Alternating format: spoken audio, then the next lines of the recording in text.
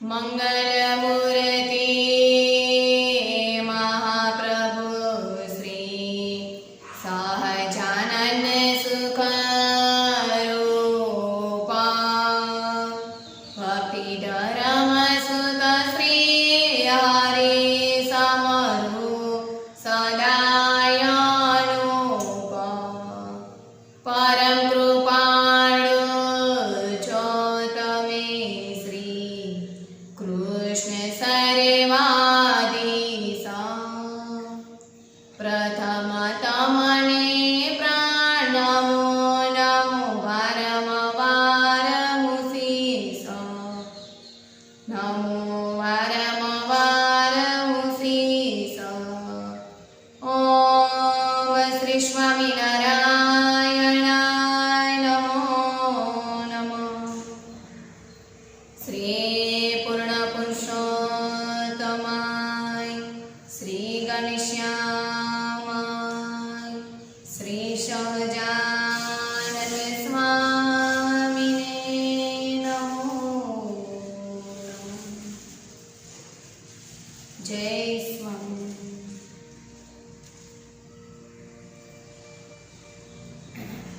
ભગવાનનું ભજન કરે એ ભક્તજનને કોઈ દિવસ એમ ન થવું જોઈએ કે મારો જેવો કોઈ હોશિયાર નહીં.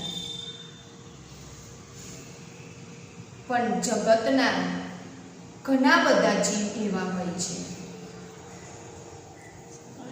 કે મારા જેવો કોઈ હોશિયાર જ નથી.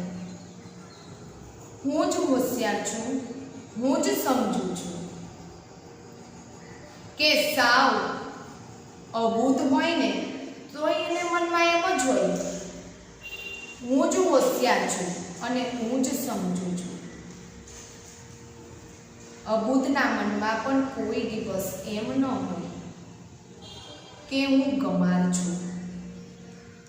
છતાં મનમાં તો એમ જ માની બેસે છે કે હું જે કાંઈ કરું છું તે બરાબર જ છે. ઘણી વાર એવું હોય છે કે પોતાની ભૂલ હોય છે છતાં પણ એને દેખાતું ન હોય અને જગતમાં જે કંઈ ભૂલ કરતું હોય એ એને દેખાય. સામેની વ્યક્તિ ભૂલ કરે એ દેખાય તો પોતામાં ભૂલ થતી હોય તે ના દેખાય. મારા જેવું કોઈ જ નહીં એમ ખબર પડે પણ હું કંઈક અલગ કરી રહ્યો છું. બધા કરતાં મારામાં આટલી ખોટ છે એ એને દેખાતું નથી. એ ડાહ્યો માને છે પોતાને કે મારા જેવો કોઈ ડાહ્યો જ નથી, મારા જેવું કોઈનામાં જ્ઞાન નથી, મારા જેવી કોઈનામાં સમજણ ક્યાં છે. પોતાને જ આઈ એમ સમથિંગ માનીને બેઠો હોય છે. પણ ડાહ્યો માણસ દાપણમાં દુઃખ પામ્યો. એને બહુ દાપણ કર્યું એમાં જ એનું દુઃખ છે. દાપણમાં જેવું દુઃખ છે એવું બીજા કશામાં નથી. એને ખબર નથી કે ના હકનું દાપણ કરીને જ આ દુઃખ થયું છે. દેવાનંદ સ્વામી પણ કીર્તન ગાય છે ને કે દુનિયામાં ડાયો દાપણમાં દુઃખ પામ્યો, દુનિયામાં ડાયો દાપણમાં દુઃખ પામ્યો. ભવતારણ ભગવાન વિસારિયા, ભવતારણ ભગવાન વિસાર્યા. ચડિયો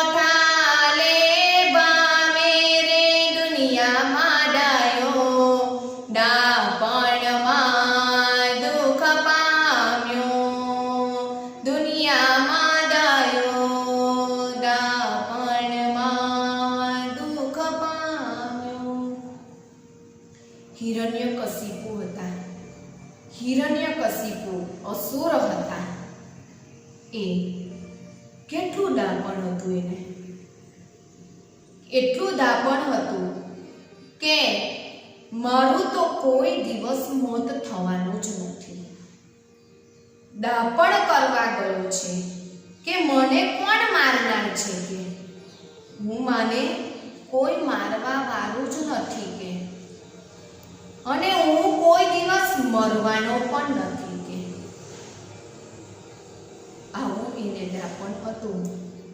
તો જોઈ લઉં છું કે મને કોણ મારશે, એનામાં આમ હતું. પણ રણમાં રોડાઈ ગયો. આવી ગયા ને એને મારવા વાળા પણ. આવું દાપણ જેનામાં હોય એ કાઢી નાખજો કે મારા જેવું કોઈ જ નથી. આમ જ વિચારાય મારા કરતો બધા સવાયા છે, મને તો કંઈ જ આવડતું નથી, હું તો કંઈ જ ભક્તિ નથી કરતી, હું તો કંઈ જ સેવા નથી કરતો. મારા કરતો જગતમાં એવા જીવ છે કે જે ભગવાનની 24 કલાક ભક્તિ કરતા હોય છે અને રાત દિવસ ભગવાનની ને સંતની સેવા કરે છે. હું તો કાંઈ જ નથી કરતો. જો આવું એને રાખવું પડે છે. પણ દાપણ કરવા જાય મારા જેવો કોઈ નથી તો ભગવાન પછી એને જોઈ લે છે. હિરણ્યકશિપુને એમ હતું કે મને કોઈ મારવા વાળો નથી, તો ભગવાને એને જોઈ લીધો છે. મનુષ્ય દેહ મળ્યો છે એ અતિ મોઘો છે. મનુષ્ય દેહ દુર્લભમાં દુર્લભ અતિ મોઘો છે. ખોટો જાણીને ખોઈ બેસે છે. પણ આ મનુષ્ય દેહ એને એમ છે ખોટો માનીને એને ખોઈ બેસે છે. ચોરે ચોટે જૂઠું બોલ્યો, ચોરે ચોટે જૂઠું બોલ્યો, નામ નિરવાલ્યો રે દુનિયામાં ડાયો, દાપણમાં દુઃખ પામ્યો દુનિયામાં ડાયો, દાપણમાં દુઃખ પામ્યો. આ દાપણમાં દુઃખ આવતું હોય છે. ખોટી વસ્તુ હોય, ખોટી વસ્તુ હોય એમાં મોહ ને મમતા થાય છે. ખોટા પૈસા હોય દાખલા તરીકે તો એમાં થાય છે. ખોટી 500ની નોટ હોય છે અને સાચી 10ની નોટ હોય છે. શેમાં મોહ ને મમતા થશે? ભલે ને 10ની નોટ છે પણ એ સાચી છે. એને આપણે દુકાને આપીશું તો 10 રૂપિયાની બરોબરનું કોઈ પણ વસ્તુ આવશે. છેલ્લે બિસ્કિટનું પેકેટ પણ 10 રૂપિયાનું આવશે. બરાબર? અને 500ની નોટ હોય પણ ખોટી એટલે ખોટી છે, એમાં મોહ માયા થતી નથી. ખોટામાં મોહ માયા નથી થતી. તેમ જગત ઉપર પણ આસક્તિનો અભાવ રાખો. તેમ આ ખોટા જગત પર આસક્તિનો અભાવ રાખો. ભાવ નહીં, આસક્તિનો ભાવ નથી રાખવાનો, અભાવ રાખવાનો છે. કારણ કે ખોટા પૈસામાં કાંઈ જ મળતું નથી, તેમ ખોટા જગતમાં આસક્તિ કરવાથી, મોહ માયા કરવાથી કાંઈ જ મળવાનું નથી. ખોટા રૂપિયા ઉપર મમતા થતી જ નથી આપણને. ખોટા પૈસા પર મમતા થતી નથી. તેમ નશ્વર જગત ઉપર મોહ રાખવો નહીં. એક વખત એ નાશ થવાનો જ છે. વસ્તુનો નાશ થાય છે 10-15 વર્ષે, તેમ માણસનો પણ 50-25 વર્ષે નાશ થાય જ છે. સૌની આવડતા હોય છે. એમ ખોટા જગત ઉપર કોઈ દિવસ મોહ રાખવો નહીં. જેટલો ખોટા જગતમાં મોહ રાખે છે તેટલો જ માનવી દુઃખને પામે છે. દુઃખ જીવનમાં ક્યારે આવે કે જ્યારે એ ખોટી વસ્તુમાં મોહ કરી બેસે છે ત્યારે. પણ સાચી વસ્તુ એવા એ ભગવાન પર જો એ એટલે હેત અને પ્રીતિ રાખશે તો એને કોઈ દિવસ દુઃખી નહીં થવું પડે. માણસ તો આજે આવ્યું છે ને કાલે જતું રહેવાનું છે. જન્મ છે તેનું મૃત્યુ તો છે જ. જન્મે છે તેનું મૃત્યુ છે જ. જન્મ લીધો અને એ અમર રહ્યા એ કોણ છે? બતાવો એક. કોઈ જ નથી. ભગવાન જેવા ભગવાને પણ જે નિર્ધાર કરી આવરદા એટલી પૂરી કરીને ભગવાન પણ પોતાના સ્વધામમાં જતા રહે છે, પોતાના ધામમાં પધારે છે પાછા.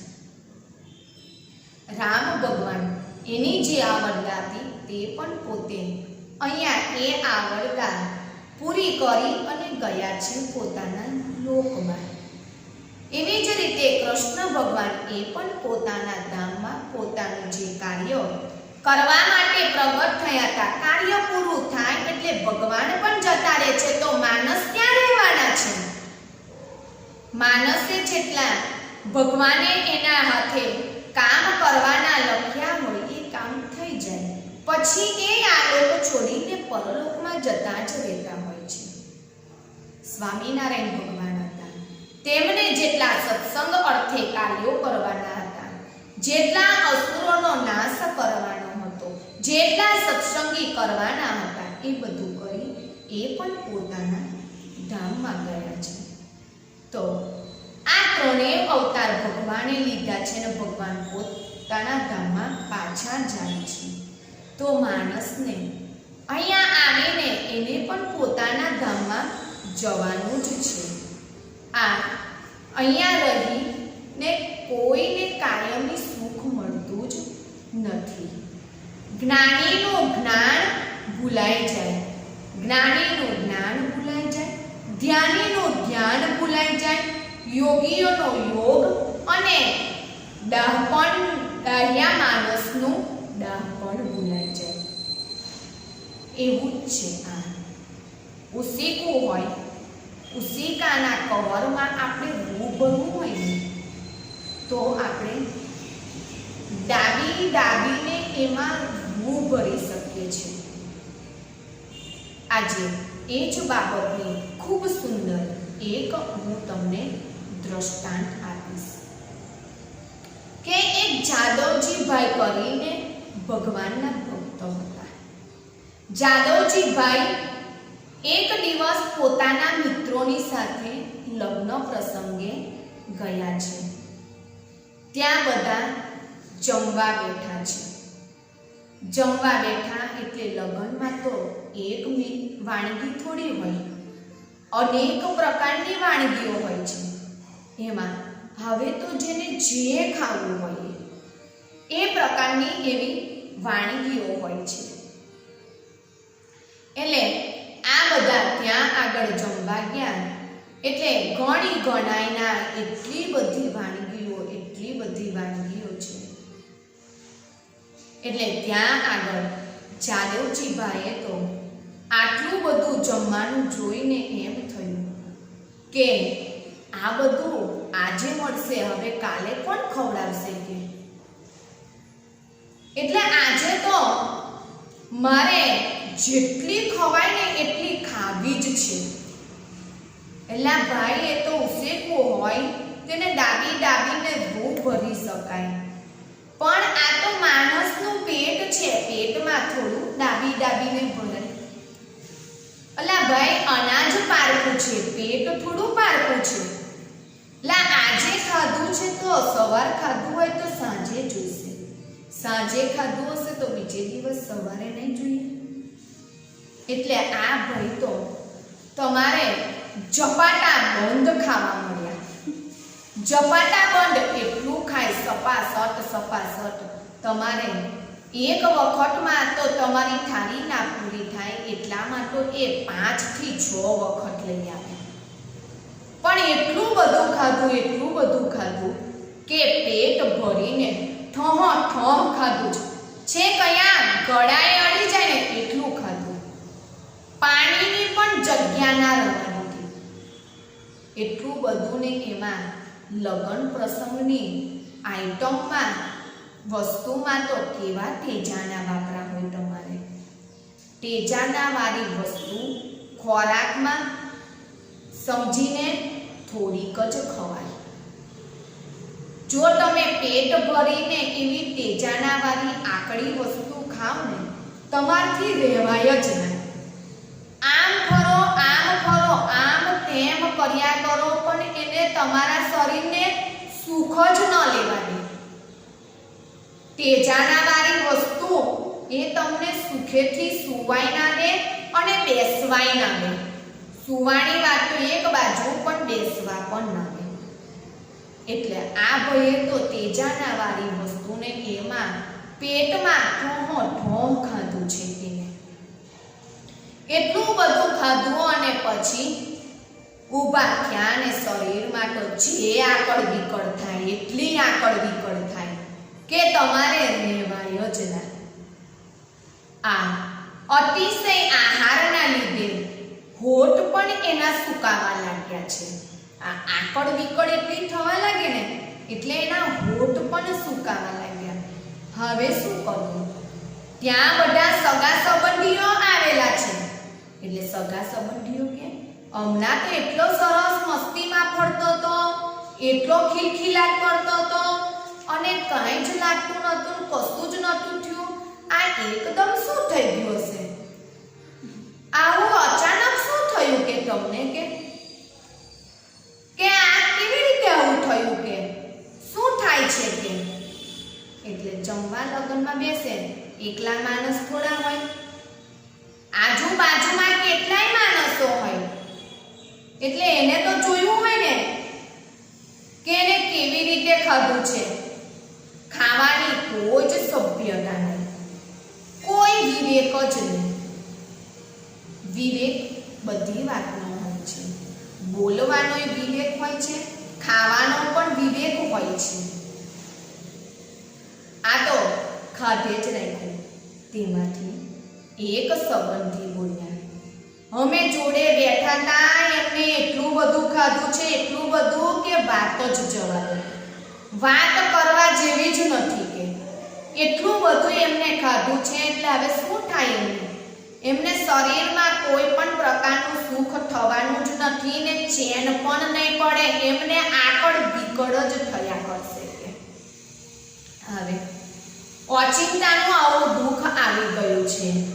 આ બધા માણસો કે ચાલો આપણે કંઈક દવાખાને એને લઈ જઈએ, કંઈક એનો હવે ઉપાય તો કરવો પડશે ને. આ હાથે કરીને ઊભું કર્યું કહેવાય, અને હાથે કરીને ઊભું કર્યું કહેવાય. જમવા ગયા હોય અને એ માણસે કેટલું તો કે એને ભૂખ કરતા પણ થોડો ઓછો જ ખોરાક લેવાય. આ તો પ્રસંગમાં આવ્યા છે. વ્યવહાર સાચવવાની દ્રષ્ટિએ વ્યવહાર પૂરતો જ ખોરાક લેવાય. ઘેર ઉલટા ખાતા હોય એનાથી તો ભાગનું જ ખવાય. આને તો એટલું બધું ખાઈ કાઢ્યું છે. અલા ખાવાનું બીજાનું છે, પેટ થોડું બીજાનું હતું. હદ પાર વગરનું જ ખાધું છે. આને તો જાણે કે સિમેન્ટની ગુણ ભરતા હોય ને એમ જ ભરી દીધું. દાબીને જ બરાબર ભરી દીધું છે. આ બધા એને દવાખાને લઈ ગયા છે. હવે દવાખાને લઈ ગયા એટલે ત્યાં જઈ ડોક્ટરે નવરાજ બેઠા હતા. પેશન્ટની વાટ જ જોતા હતા કે કોઈક પેશન્ટ ક્યારે આવે છે. આ સ્વાદિયા માણસોની આવી હાલત થાય. હાથે કરીને ઊભી કરે. ખાવા બેસે ને સ્વાદિયા માણસો ત્યારે પણ શું કરે? ચટણી લાવો, પાપડ લાવો, અથાણું લાવો, ઢોકળી લાવો, લાવો ને લાવો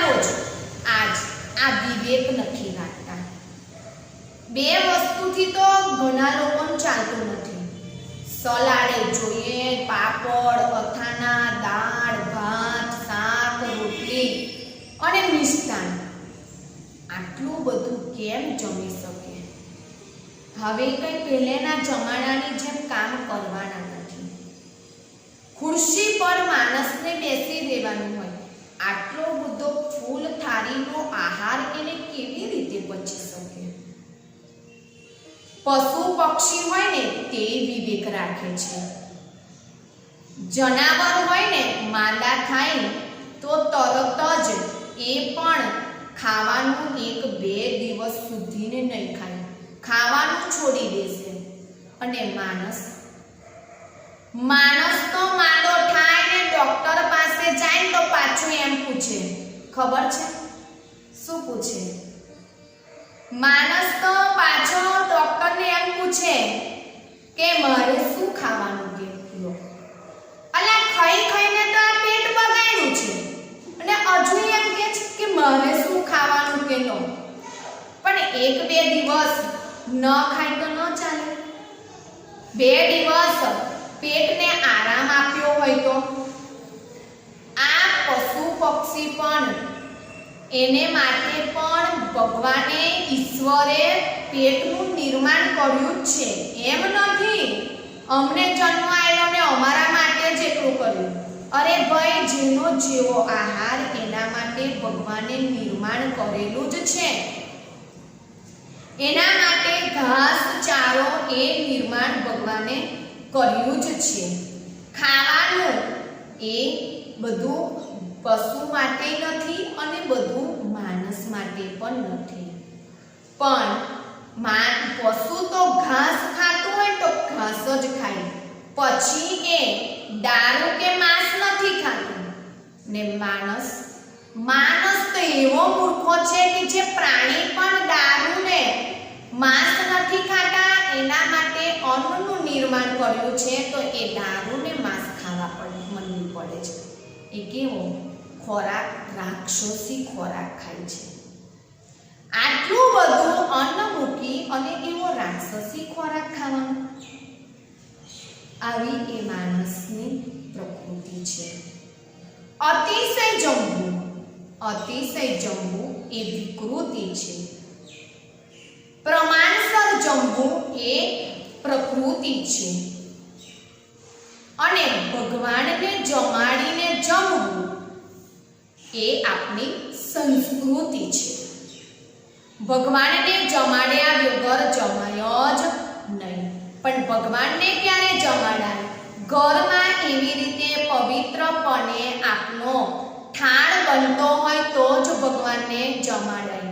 ગાળવું, ચારવું, પાડવું એવો જો એવી રીતે નિયમ અને પદ્ધતિસરનો થાળ બનતો હોય તો ભગવાનને તમે થાળ ધરાવી શકો છો.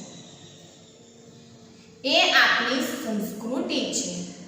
જાદવજીભાઈને તો મિત્રોએ ડોક્ટર પાસેથી દવા અપાવી છે.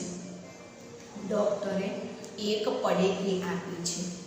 પડેકી લઈ અને ઘેર ગયા અને આ પડેકીથી સારું થઈ જશે, લ્યો તમારી જે આકડ વિકડ છે એ બધું મટી જશે.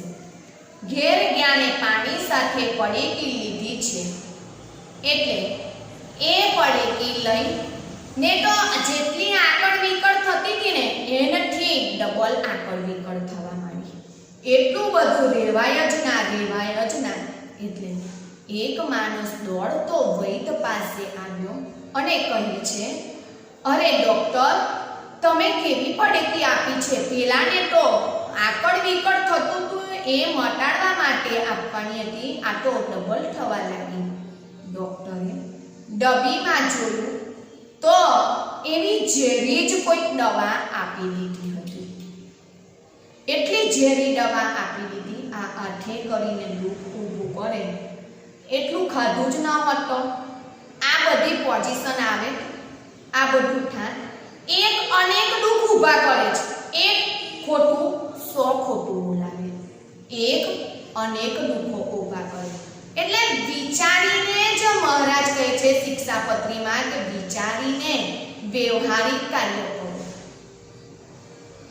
ખાવા ગયા પણ ત્યાં વિચાર્યું હોત તો, પણ વિચાર્યા વગર જ ખાબે ખા ખા ખા ખા જ કરે. આ એને પેટમાં ડબલ આજે બધી દુઃખ ઊભું થઈ ગયું છે. હવે પૈસાના પૈસા ગયા, દુઃખ ઊભું થઈ ગયું છે. મટવાની કોઈ જ એને એવી પોઝિશન જ નથી, પણ ભગવાનના ભક્તો હતા એટલે છેલ્લે ભગવાન એમને યાદ આવી ગયા. હે નાથ, ગાથ ગાય સ્વામિનારાયણ કરો સહાય, ગાથ ગાય સ્વામિનારાયણ કરો સહાય. આવી રીતે કરે છે અને પ્રભુ તરત જ મદદમાં આવી ગયા છે. જાદવજીભાઈ, આટલું બધું કાંઈ જમાતું હશે? મહારાજ પણ એવું કે છે, જાદવજીભાઈ આટલું બધું તો કંઈ જમાતું હશે? ભગવાને પોતાનો હેતાળ હાથ એના માથા ઉપર મૂક્યો છે અને ભગત તરત જ સાજા થઈ ગયા છે. ભગત, આજે બચાવીએ છીએ, હવે બીજી વખત આવું કરશો ના. પછી જાદવજી ભગત તો સીધા દૂર જ થઈ ગયા. નિયમ જ લઈ લીધો કે મારે આજથી હવે સાદું જ જમવું છે, સાદું અને ઓછું જ જમવું છે. જેનું ભોજન સાદું છે તેનું ભજન પણ સાદું છે, જેનું ભોજન નીરસ તેનું ભજન પણ સરસ છે. નીરસ ભોજન કરે છે, રસ વગરનું, એનું ભજન પણ સરસ થાય છે. જો એટલું બધું ખાઈને આવ્યા હોય ને તો તમને કથામાં પણ ના બેસી શકાય. તમારે ઊભું જ થયા કરવું પડે, કાં તો ઊંઘ આવી જાય. બરાબર આહાર કરીએ ને એટલે ઊંઘ આવે, એટલે પોતાના જીવનું તો ગયું. એટલે નીરસ ભોજન કરો અને એનાથી ભજન પણ સરસ જ થાય. આહાર જો સાદો અને પવિત્ર હોય તો શરીર પણ આપણું સત્વગુણ જ વધે છે, તમોગુણ થતો જ નથી. સહન શક્તિ પણ આપણી વધે છે અને તેથી પણ મન સ્થિર રહે છે. એવી જ રીતે આપણે જીવનમાં આહાર એવો જ ઓળખાણ આવે છે. શેષ કથાને આપણે આવતીકાલે શ્રવણ કરીશું. સહજાનંદ સ્વામી મહારાજની જય. શ્રી કૃષ્ણ બળદેવ રેવતી માત કી જય.